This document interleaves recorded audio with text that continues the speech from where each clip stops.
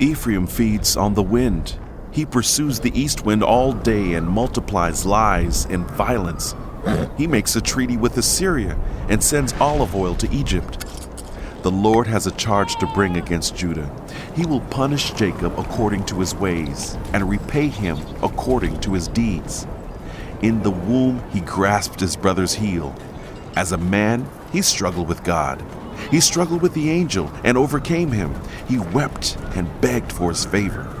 He found him at Bethel and talked with him there. The Lord God Almighty, the Lord is his name. But you must return to your God, maintain love and justice, and wait for your God always. The merchants use dishonest scales. They love to defraud.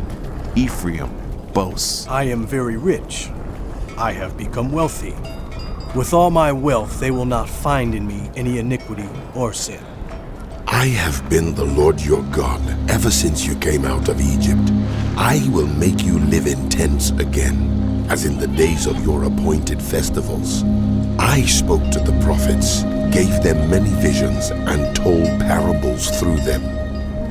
Is Gilead wicked? Its people are worthless. Do they sacrifice bulls in Gilgal? Their altars will be like piles of stones on a plowed field. Jacob fled to the country of Aram. Israel served to get a wife, and to pay for her, he tended sheep. The Lord used a prophet to bring Israel up from Egypt. By a prophet he cared for him. But Ephraim has aroused his bitter anger.